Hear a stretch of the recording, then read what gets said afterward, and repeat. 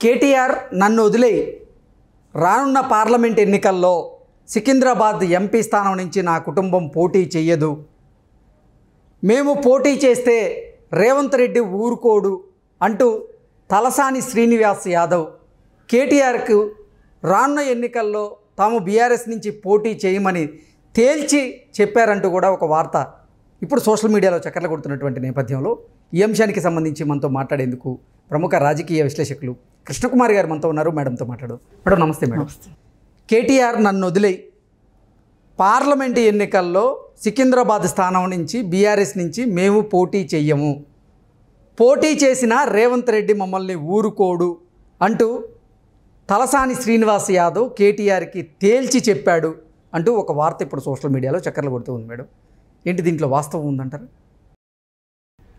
100% వాస్తవం. ఓకే, 100% అంటారు కదా, ఇది 100% కరెక్ట్. ఓకే, ఎందుకు మేడం అంత భయపడుతుంది? అతను రేవంత్ రెడ్డి రాడార్లో శ్రీనివాస్ యాదవ్, మల్లారెడ్డి ఉన్నారు. ఓకే, వీళ్ళిద్దరూ చాలా వ్యక్తిగత స్థాయికి వెళ్ళి రేవంత్ రెడ్డిని ఆడుకున్నారు ఒకానొక టైంలో. ఇప్పుడు మనకి త్రివిక్రమ్ సినిమాలో డైలాగులు బాగుంటాయి కదా,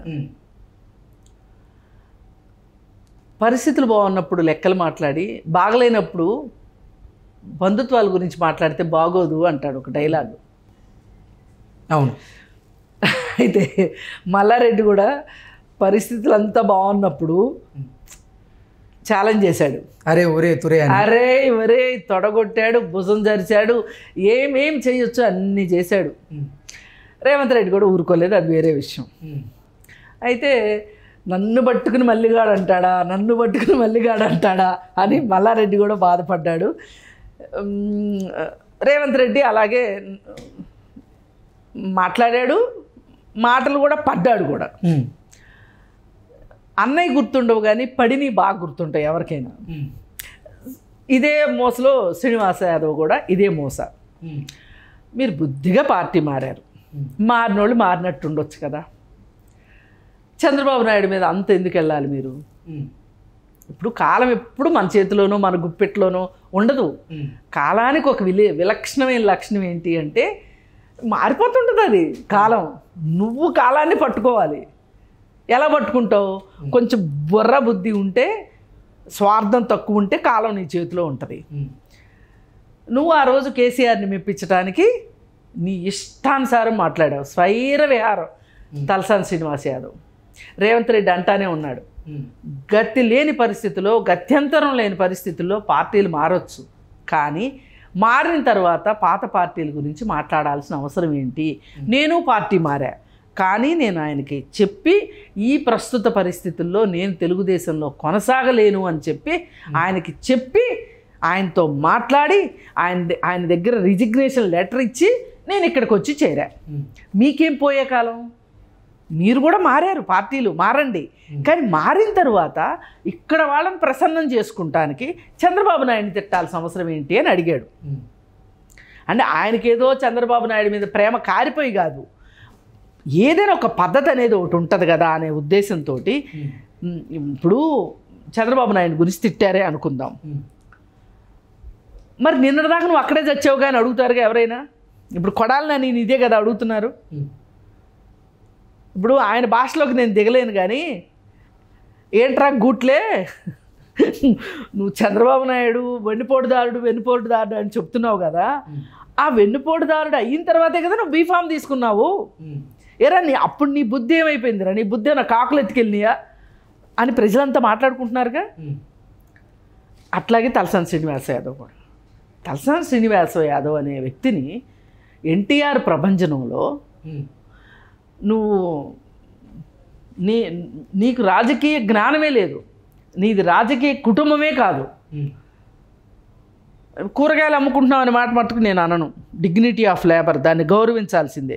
నీకు రాజకీయ నేపథ్యం లేకపోయినా, రాజకీయ జ్ఞానం లేకపోయినా నువ్వు ఎన్టీఆర్ ప్రభంజనంలో తెలుగుదేశంలో చేరి నువ్వు ఎమ్మెల్యే అయ్యావు.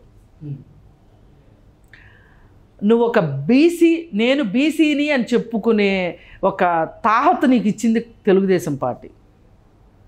నీకు ఆ సాధికారతను తెచ్చిపెట్టింది తెలుగుదేశం పార్టీ. అట్లాంటి తెలుగుదేశం పార్టీని నువ్వు ఎన్ని మాటలు మాట్లాడావు.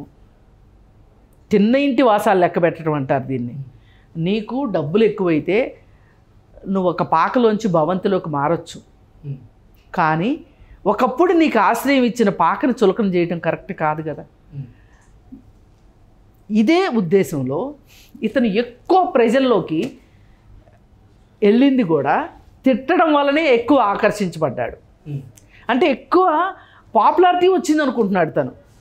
ఇది ఒక నెగిటివ్ పాపులారిటీ అనుకోవట్లా. ఆ పాపులారిటీలోకి వెళ్ళిపోయాడు, దాన్ని బాగా ఎంజాయ్ చేశాడు. ఇప్పుడు దాని ఫలితం అనుభవిస్తున్నాడు. ఇప్పుడు అతని అక్రమాస్తుల విషయంలో కావచ్చు, అతని కుటుంబం మీద ఉన్న కేసుల గురించి కావచ్చు, ఈ 10 సంవత్సరాల పాటు తెలుగుదేశంలో నుంచి టీఆర్ఎస్ పార్టీలోకి వెళ్ళిన తర్వాత వచ్చిన అధికార మదంతో చేసిన పనులన్నిటికీ ఈవేళ మూల్యం చెల్లించుకోవాల్సిన పరిస్థితిలోకి వచ్చాడు తలసాని శ్రీనివాస్ యాదవ్. అదే ఇంకొకరిని మాట్లాడట్లేదే. మేము గేట్లు బార్లా తెరిచామని రేవంత్ రెడ్డి చెప్పాడు. దాని విషయం మీద కూడా చాలామందికి అభ్యంతరాలు ఉన్నాయి. ఆ విషయంలో కూడా నేను క్లారిఫికేషన్ ఇవ్వగలను. ఏంటంటే గేట్లు ఎప్పుడు బార్లా తెరిచాడు?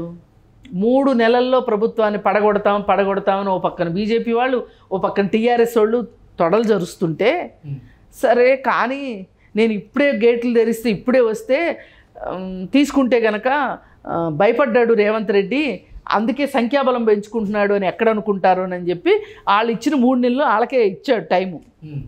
3 నెలల లోపు వాళ్ళు చేయలేకపోయారు కాబట్టి గేట్లు బార్లా తెరిచాడు. మళ్ళీ ఈ తెరిచిన గేట్లలో కూడా ఇద్దరికి ప్రవేశం లేదు అని బోర్డు పెట్టాడు. ఆ ఇద్దరు ఎవరంటే మల్లిగాడు, తలసాని శ్రీనివాస్ యాదవ్. ఆయన దృష్టిలో, నా దృష్టిలో కాదు. మల్లారెడ్డి, తలసాని శ్రీనివాస్ యాదవ్. అందుకని ఇప్పుడు తలసాని శ్రీనివాస్ యాదవ్ పరిస్థితి ఏంటంటే, ఇప్పుడున్న పరిస్థితుల్లో మీకోసం నేను ఇంత పెద్ద త్యాగం చేయలేనండి. ఆ రోజున నేను నా సొంత ప్రయోజనం కోసం ఒక త్యాగం చేసుకుని మీ పార్టీలోకి వచ్చి మీరు ఏం మాట్లాడమంటే అది మాట్లాడా, మీరు ఏం చేయమంటే అది చేశా. ఇప్పుడు మటుకు నా వల్ల కాదు మహాప్రభు అని తూర్పు తిరిగి దండం పెట్టేశాడు తలసాని శ్రీనివాస్ యాదవ్. ఎందుకంటే ఇప్పుడు పోటీ చేస్తే రేవంత్ రెడ్డి దృష్టిలో పడతాడు. ఒకటి. రెండోది, పార్టీ నుంచి నిధులు వస్తాయో రావో తెలియదు. ఇప్పటి వరకు సంపాదించుకున్న డబ్బులు, అతి కష్టం మీద సంపాదించుకున్న డబ్బులు ఇప్పుడు ఈ కాలంలో సంపాదించుకోలేను. మళ్ళీ ఆ డబ్బులు ఖర్చు పెట్టేస్తే రేపు నా పరిస్థితి ఏంటి, నా బిడ్డల భవిష్యత్తు ఏంటి అని శ్రీనివాస్ యాదవ్ తప్పించుకు తిరుగువాడు ధన్యుడు సుమతి అనే రకంగా రేవంత్ రెడ్డి దృష్టిలో పడకోకుండా ఏదో ఆయన మానాయన ఈ 5 ఏళ్ళు కాలం గడిపేద్దాము, ఆ తర్వాత కృష్ణారామ అనుకుందాము అనుకుంటున్నాడు ఆయన. అనవసరంగా కేటీఆర్ అడగనివ్వండి, కేసీఆర్ అడగనివ్వండి, ఎవరు అడిగినా సరే ఇప్పుడు ఇట్లాగే ఆంధ్రప్రదేశ్లో కూడా ఉంది ఇదే పరిస్థితి అంట. వైసీపీ పార్టీలో చాలామంది పోటీ చేయం బాబు అంటున్నారంట. వీళ్ళు క్యాండిడేట్లు లేక బతుకులు ఆడుకుంటున్నారంట.